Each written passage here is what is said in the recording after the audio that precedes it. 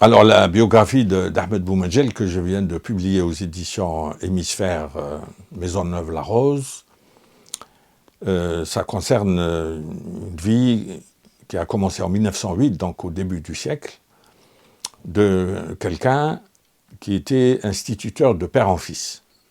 Alors, les instituteurs, c'était vraiment le symbole de la conquête morale coloniale.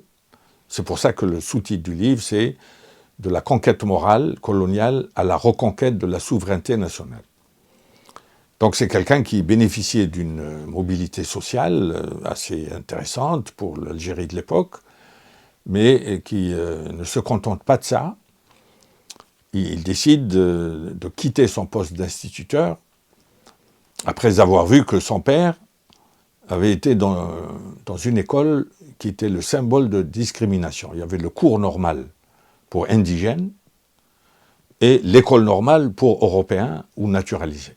Et donc ça se traduisait à diplôme égal, à ancienneté égale, par un différentiel de traitement de 33%.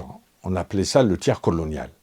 L'indigène non naturalisé, même compétence, même ancienneté, même diplôme, voyait son salaire amputé du tiers. Or, Boumendjel est rentré à l'école normale quand on a supprimé ce double collège, si on peut dire. Mais malgré ça, ça ne l'a pas satisfait parce que sa première prise de conscience, quand il était adolescent, a coïncidé avec les grands succès électoraux de l'émir Khaled, qui a combattu vaillamment dans l'armée française dans les spahis, et il a gagné toutes les élections locales en 1919 et en 1920. Et l'administration a réagi en annulant ces élections, en invoquant la laïcité, parce qu'il citait des versets du Coran dans ses meetings. Et c'est parce que les résultats ne convenaient pas à l'administration qu'on a trouvé ce prétexte. Donc ça montre que l'interruption des élections en Algérie n'est pas une nouveauté. En 92, on n'a fait que renouer avec les méthodes coloniales. Or, Boumendjel a pris conscience à ce moment-là, quand en célébrant avec ses camarades de classe la victoire ou l'armistice du 11 novembre 1918, il tenait un drapeau tricolore à la main et une femme de colon lui a arraché brutalement le drapeau de sa main pour dire qu'il n'avait pas à être là. Et il a senti la brutalité de discrimination coloniale alors qu'il était enfant. Et donc ça a été sa première prise de conscience. Et la célébration triomphaliste du centenaire de la prise d'Alger, donc en 1930, a choqué tout le monde, y compris des jeunes comme lui, et ça l'a amené à quitter son poste d'instituteur pour venir faire son droit à Paris. Et à Paris, il se distingue dans le syndicalisme étudiant qui était vraiment la pépinière du futur mouvement nationaliste. Et il réussit à réunifier le mouvement syndical étudiant algérien qui était divisé à Paris. Et il devient très vite avocat et il décide de défendre Messali, qui n'était pas très bien vu de l'administration. Donc ça risquait de nuire à sa carrière d'aller défendre quelqu'un qui réclamait l'indépendance à Paris, mais il était attaché aux causes justes, comme il a adhéré au comité pour le retour de l'émir Khaled, parce que l'émir Khaled a été expulsé une deuxième fois en 1924 de Paris, interdiction de séjour en France et en Algérie. Or lui, il a adhéré au comité qui réclamait le retour de l'émir Khaled et il militait dans les mouvements antifascistes.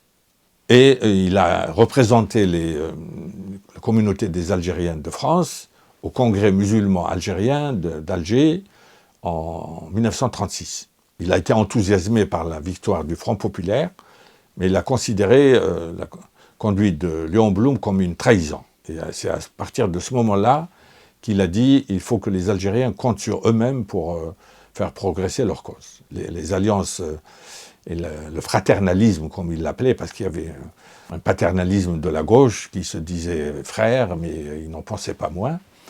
Et c'est à partir de là qu'il se lance dans la politique tout seul. Il se fait élire conseiller municipal d'Alger en 1938.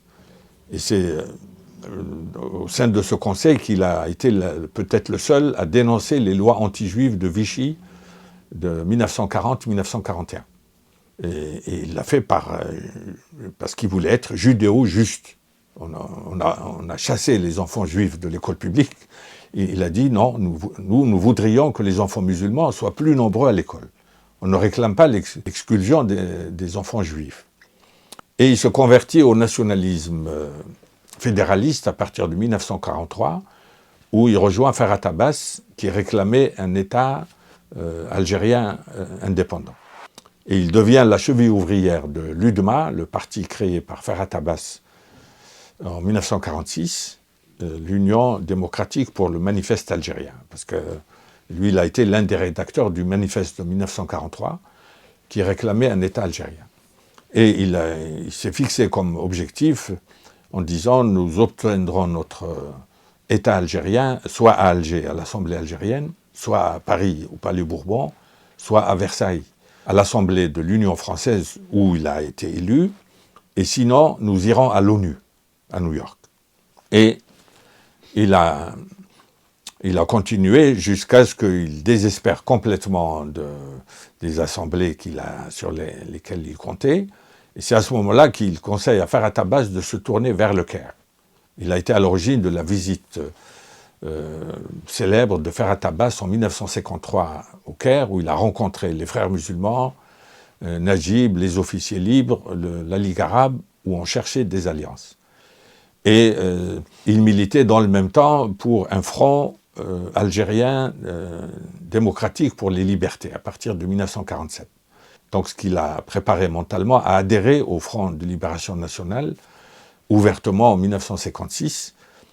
Et lui, il était l'un des conseillers de Ferhat Abbas. Il l'a convaincu de rejoindre le FLN parce qu'il a dit « Nos revendications pacifiques ont buté sur une surdité de toute la classe politique française. » C'est pour ça que ce livre fait partie de l'histoire de France, ce n'est pas seulement l'histoire algérienne. Il rappelle la surdité de la classe politique qui a méprisé des gens qui parlaient le langage du droit, et du droit français.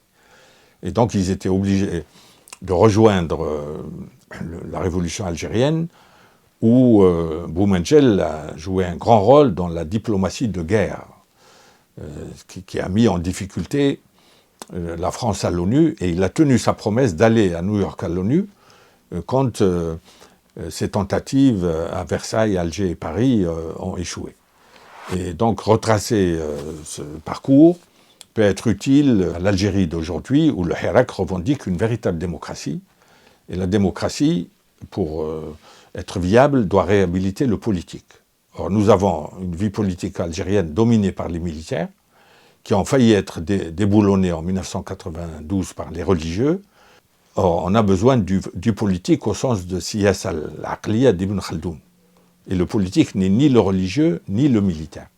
Et c'est en méditant le parcours de vrais politiques comme Boumendjel qu'on peut élaborer une pensée politique adaptée aux demandes de la société civile algérienne, c'est-à-dire une vraie démocratie qui ne soit ni interrompue par des militaires uniquement parce que le résultat leur déplaît des élections, ni des religieux qui ont besoin de méditer la pensée politique d'Ibn Khaldoun qui dit qu'il faut la siyasa al-aqliya pour compléter la siyasa al-shari'iyya et la siyasa al-madaniya, c'est-à-dire celle de la cité vertueuse, le Madina al-Fadila de Farabi.